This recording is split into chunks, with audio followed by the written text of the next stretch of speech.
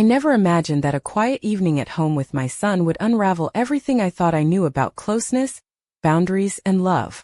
Maybe if you're a mother, you have an inkling of what I mean.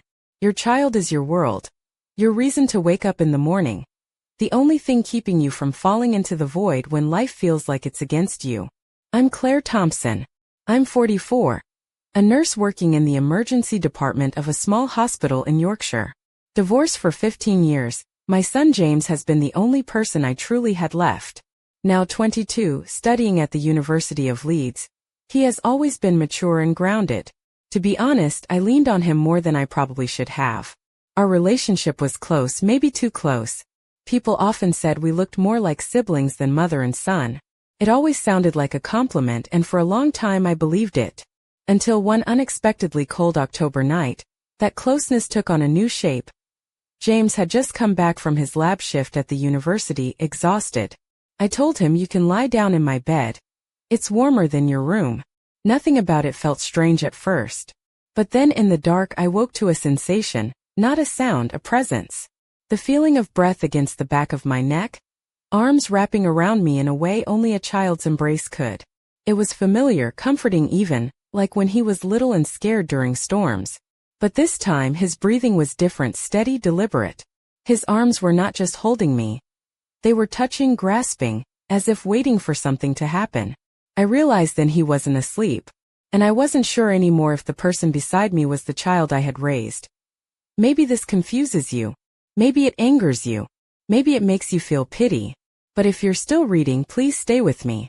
This isn't a story that offers gentle reassurance. It's a story where boundaries blur, love twists with the wrong, and sometimes the loudest cry of a family is silence. I always thought my life was held together by temporary stitches, loose threads barely keeping everything from unraveling. In the small town of Skipton where I lived, I was known as the calm, efficient nurse who stitched wounds and tended to emergencies with a steady hand. Yet, no one ever fixed what broke inside me. When James was 7, my marriage quietly ended. My ex-husband Robert wasn't a bad man. He simply one day said, "I need to think," shut the door, and moved to Manchester. No fights, no scandals. Just silence, the kind that makes you feel invisible. Why family wasn't close either. My sister lived in London and we barely spoke. So it was just James and me. When a child loses their father and a mother tries to be both parents, the bond between them becomes more than just maternal. It's survival. We looked into each other's eyes and knew. It's just us. James was always a calm child, rarely cried or complained. He could read me like a book, knowing when I was tired after a night shift, or when I'd slept in and needed breakfast made by him. I remember one morning waking late around 10 a.m., nearly missing his first class. He just smiled and said, "Don't worry, Mom. First lesson is PE." We shared everything. Meals, conversations, weekend trips. I thought it was wonderful. After all, not every mother gets to laugh with her son at ridiculous midnight quiz shows. When he started university, he chose a school less than 20 minutes away from home. I asked why not somewhere further. He shrugged, "Why go far?" I joked, "So if I leave you can't cope?" He smiled faintly, "I'm not scared of you, Mom. I just don't want to live without you." I wasn't sure whether it was happiness or something stranger stirring in my chest. A dull ache. James stayed at home all 4 years of university. No parties, no girlfriends brought home. He went to classes, worked part-time, and ate dinner with me every night. We had our movie nights in pajamas, watching old British films and laughing at the quietest moments. I thought of us as a team. But looking back now, maybe we lived more as a couple than mother and son. Our house was a modest Victorian terrace in a peaceful part of Skipton, with sloping roofs and wooden porches surrounded by just enough greenery to keep the peace. Next door lived Mr. Higgins, a widower in his 50s with a deep voice and a warm smile. He had moved into the neighborhood about 2 years after his wife passed from cancer, accompanied only by his golden retriever, Duke, and a Sunday morning ritual of watering his garden flowers. Mr. Higgins was the kind of man you couldn't help but like. He knew when to talk and when to remain silent. If the heating broke, he'd come over to fix it. If there was a storm, he'd send a message checking if we were all right. When I sat alone on the porch with 2 cups of tea, he'd bring one for me and say, "Come, sit here a while." There was never anything romantic between us. No hand-holding, no flirtation, but we weren't strangers either. Some evenings the three of us, James, Mr. Higgins, and I would share dinner discussing books, local news, or just laughing at Duke's latest antics. Yet James always kept a polite distance from Mr. Higgins. Respectful, but with a subtle coldness in his eyes, like a man carefully weighing someone's worth. When I'd ask, "What do you think of Mr. Higgins?" James would always answer simply, "He's all right." No more, no less. I noticed but didn't dwell on it, until one winter night when the heating went out again. Mr. Higgins knocked on my door with his toolbox. I invited him in. James was in the kitchen scrolling on his phone, but as soon as Mr. Higgins stepped inside, I could feel the atmosphere shift. I left the room to get a towel, and Mr. Higgins said quietly, "James doesn't like me." I laughed it off, saying James is just quiet. He nodded but glanced down the hallway where James disappeared, and a chill ran down my spine after that. I started watching James's eyes when Mr. Higgins was around. It wasn't anger or hatred, it was possessiveness, like someone trying to ward off a threat. At first I thought it was nonsense, but the little things added up. James would pull his chair closer to me, rest his hand lightly on my shoulder, so light I could barely feel it, but it was there. Once I asked Mr. Higgins what he made of it. He just shrugged. "Sometimes you don't need to lean so much on strangers." I laughed, but inside something stirred uneasily. That evening was like any other late autumn night, cool enough for a jacket, but not cold enough to slam doors. Duke barked a few times before curling up on the floor. James had just returned from a 4-hour shift at the university library, his eyes sunken, voice tired, shoulders slumped. I asked if he'd eaten. "Half a sandwich," he said, "the other half left in the car somewhere." He dropped his bag by the door and said he just wanted to lie down for a few minutes. His head was pounding. Looking at his face, my old motherly instinct kicked in. I wanted to hold him like when he was a scared child during thunderstorms. "Your room's cold now," I told him, pulling a thick blanket from the cupboard. "You can lie in my bed. The heating's on and it's warmer." He nodded without a word, a faint smile like a breeze brushing his face as he walked toward the room. His steps felt heavy with exhaustion. I followed and tucked the blanket around his long, grown body. The room was dark except for a soft yellow glow from the bedside lamp, creating a timeless, suspended moment. James lay on his side, staring at the wall. I sat on the bed's edge, leaned back against the headboard, and checked a few work messages on my phone. The room slowly warmed, not just from the heater but from the presence beside me. I don't remember when I dozed off.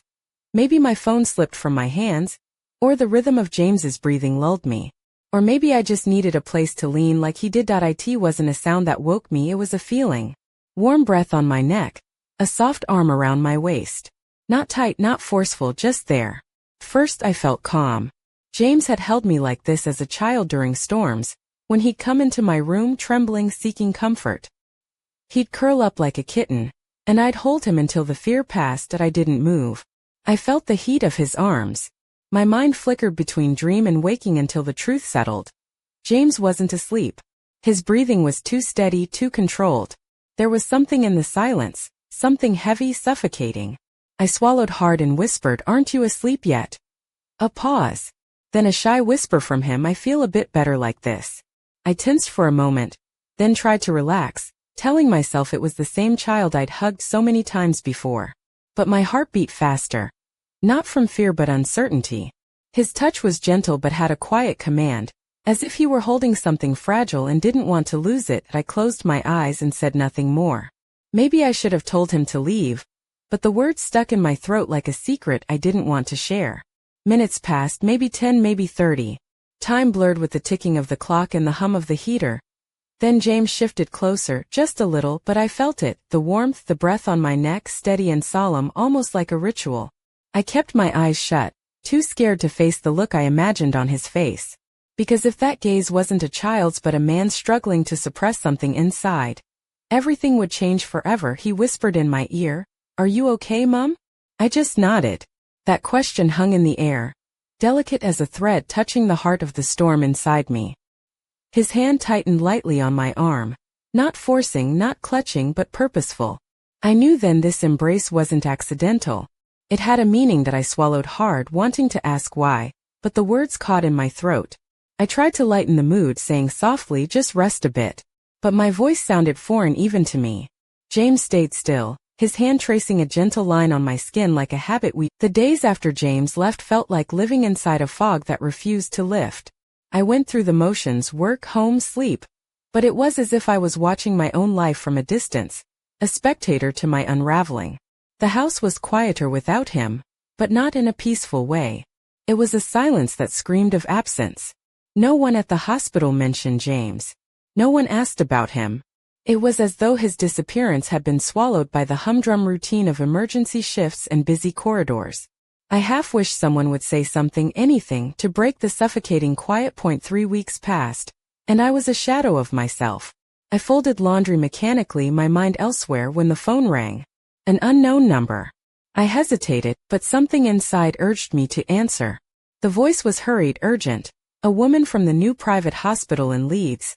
A nurse named Emily. She asked if I was James's mother and said I needed to come immediately. My hands trembled as I left the house, the cold biting through my coat. Driving felt surreal, the streets blurring past like a bad dream. What if it was an accident? A breakdown? I rehearsed saying I love you for the worst-case scenarios, knowing it might be the last chance. When I arrived, James was stable, but barely. The doctor explained he had been severely dehydrated and exhausted, likely from stress and poor nutrition over several days. They found him in a small boarding house on the west side of town, unconscious in his room, surrounded by half-cooked instant noodles and scattered notes. My heart sank at the image. Notes? What could those say? In his hospital room, James looked frail, eyes closed, pale and diminished. There was none of the burdened man I'd seen recently, only the boy I'd tucked into bed countless times. I took his hand, fingers thin and cold. He didn't open his eyes, but his fingers twitched around mine, as if recognizing the touch. That night, I sat by his bedside, reading the nurse's notes and the crumpled letters he'd written, pages filled with raw, desperate emotions. His words bled pain and confusion. If I disappear, will you be better off? Why do you still love me if I'm a mistake? My throat tightened until I couldn't breathe properly. There was no right or wrong, no excuses, just a mother broken by the fragments of her son's heart. When James finally woke, our eyes met. He didn't speak immediately, but tears welled in his eyes. It was a silent confession of all the things too painful for words. I held back my own tears, afraid to shatter the fragile moment. But when I finally whispered, "I'm here," the sob that broke free was the loudest sound I'd made in weeks.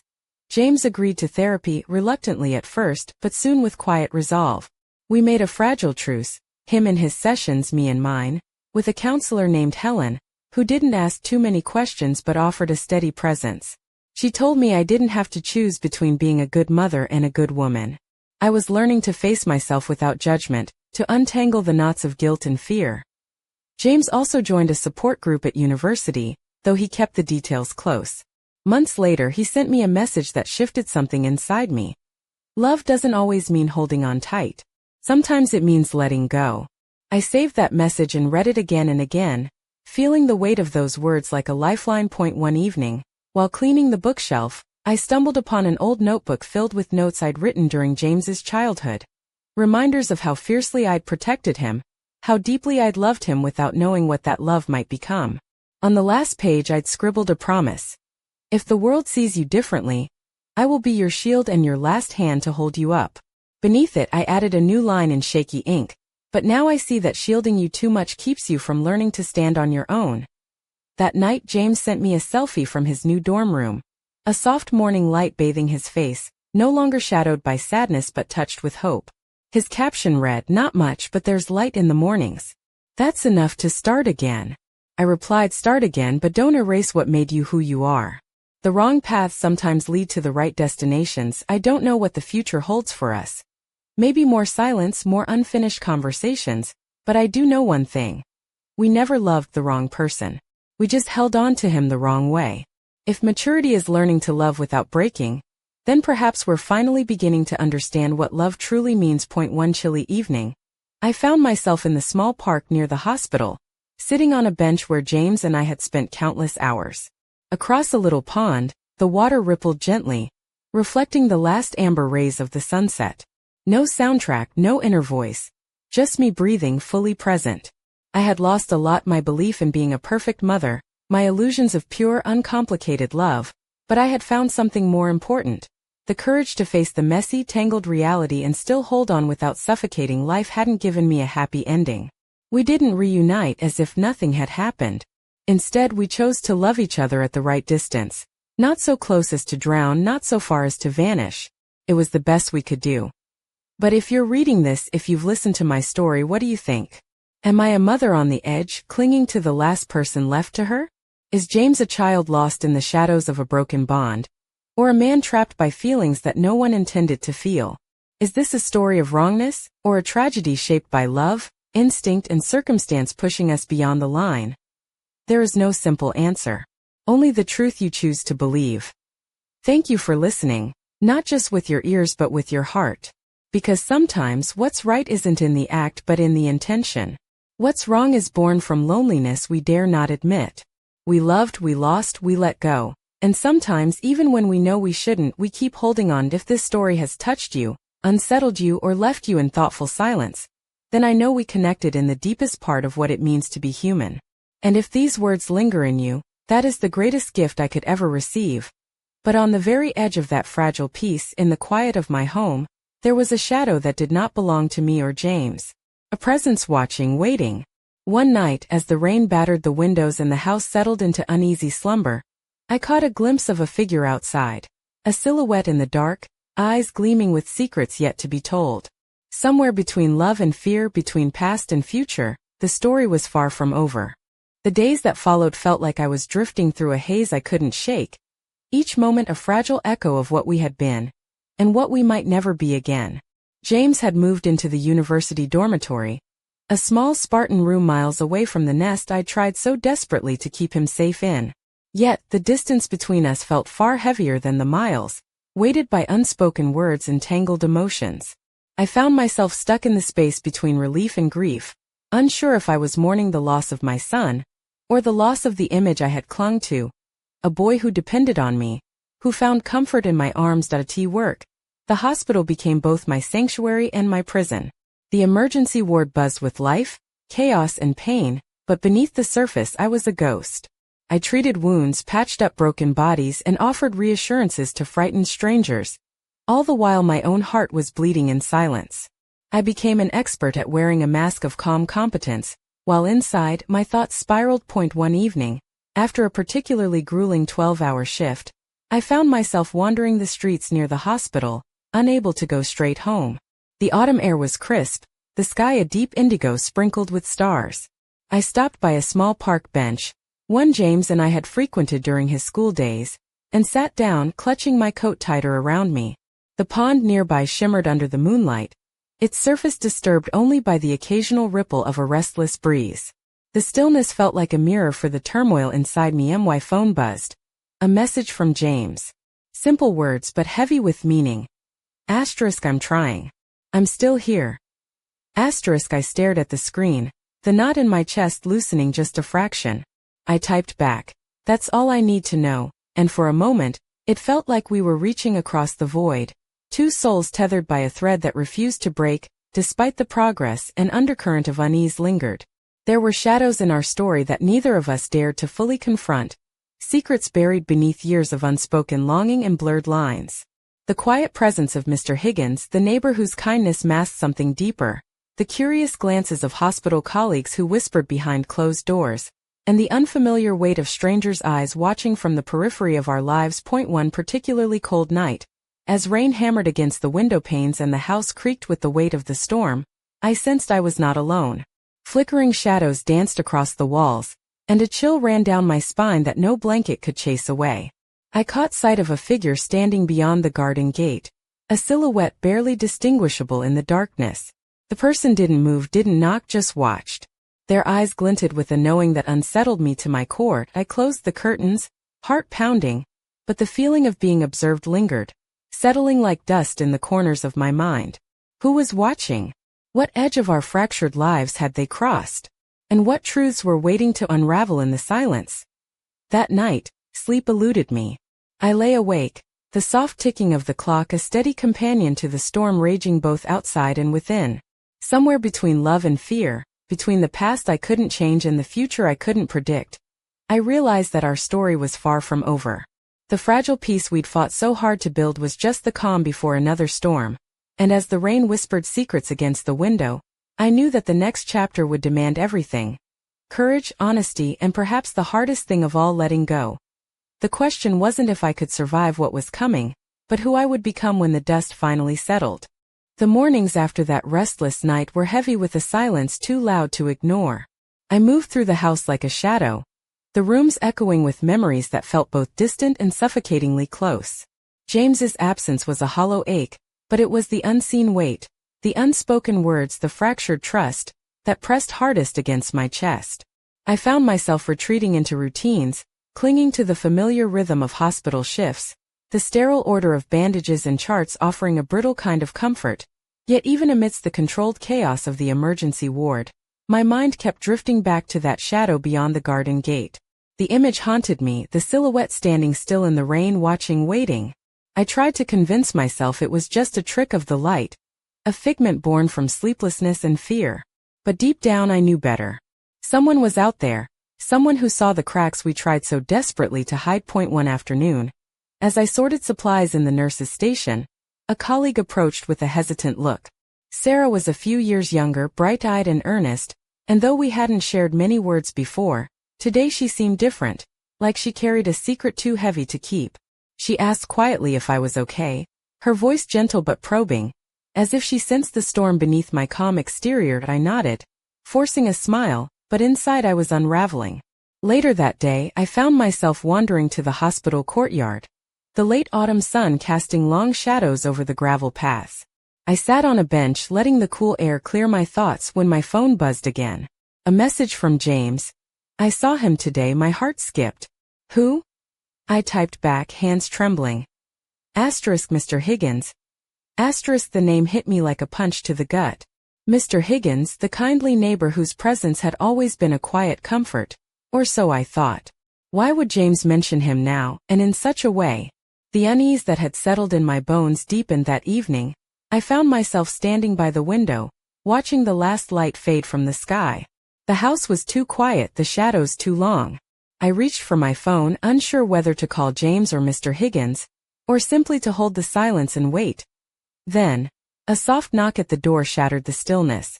My breath caught as I opened it to find Mr. Higgins, coat dripping from the rain, eyes steady but kind. "I thought you might want to talk," he said quietly. I stepped aside, heart pounding, and let him in the dim light of the living room. Words spilled between us, careful, hesitant but necessary. He spoke of his own loneliness, the slow grief of loss, and the lines we sometimes cross without realizing.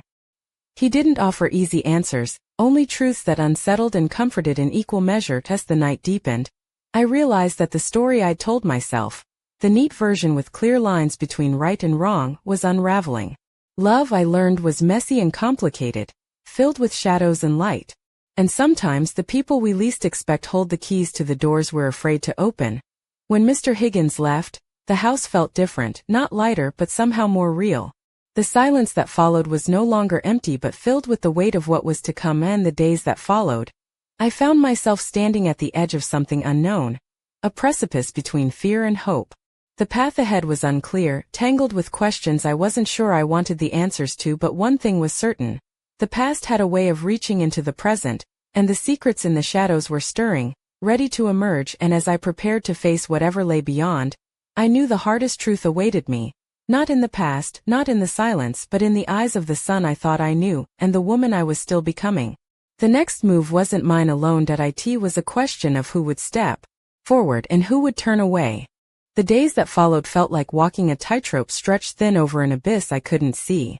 Each step demanded all my strength, yet I was haunted by the fear of falling, not into darkness but into the raw truth I'd long avoided. James was still out there, navigating his own maze of emotions and shadows, and I was trapped in the house that had become both a refuge and a cage. One morning, as dawn spilled pale light over the quiet streets of Skipton, I found myself staring at the faded photograph on my bedside table. It was taken years ago, capturing a moment when James was still my little boy. His smile was unguarded, his eyes bright and innocent. I traced the edges of the frame, feeling the weight of the years that had slipped through my fingers like sand. How had we arrived here? On the edge of something I didn't know how to name. Work was no longer an escape. The hospital corridors seemed narrower, the faces of patients and colleagues blurring into a backdrop for my own unraveling. I was haunted by whispers, snatches of conversations, furtive glances that hinted at secrets too heavy to voice. The nurse's station became a stage where silence spoke louder than words, and I was both actor and audience in a play I hadn't auditioned for. One afternoon, as I crossed the hospital's parking lot, my phone buzzed with a message from an unknown number. The words were simple but chilling. Some things are better left in the dark. My breath hitched, a cold sweat breaking out on my skin. Was it a cruel joke? Or a warning? The line between reality and paranoia blurred, and I realized I was no longer sure which side I stood on. That evening the house felt suffocating. The walls seemed to close in, shadows lengthening into shapes that whispered of past mistakes and unresolved desires. I found myself drawn to the window overlooking the garden, where the faint outline of the gate stood silhouetted against the night. A soft rustling caught my attention. I pulled back the curtain just in time to see a figure slip away into the darkness. A man tall and familiar yet distant. My heart pounded as recognition settled like ice. It was James. He hadn't come inside. He hadn't knocked. He had simply watched, waiting perhaps, for something he wasn't ready to face. I didn't know what to do. Call out? Follow? Or stay hidden in the shadows of my own making? The nights grew heavier after that. Sleep evaded me, replaced by restless hours filled with fragmented dreams and unanswered questions. I clung to the fragile hope that James was still fighting, still reaching for the light beyond the shadows. One day, a letter arrived, unmarked and signed, its ink smudged and hurried. Inside, a single sentence. The truth you fear is closer than you think. The words echoed in my mind, a riddle wrapped in warning. Who had sent it? Mr. Higgins? A colleague? Or someone I hadn't yet seen, lurking just beyond the edges of my life? The line between protector and threat blurred, and I realized that the greatest danger wasn't what I could see, but what I was too afraid to confront. I stood at a crossroads, caught between the past that haunted me and the future that demanded courage. The story was no longer just mine. It belonged to James, to Mr. Higgins, to the silent watchers in the shadows. And as the first snow of winter began to fall, blanketing Skipton in cold white silence, I understood that the next chapter would be written in truths neither of us could escape. The question was no longer if we could survive what was coming, but who we would become when the masks finally fell away. And somewhere in the distance, beneath the cold, indifferent stars, a secret waited, patient, relentless, and ready to change everything.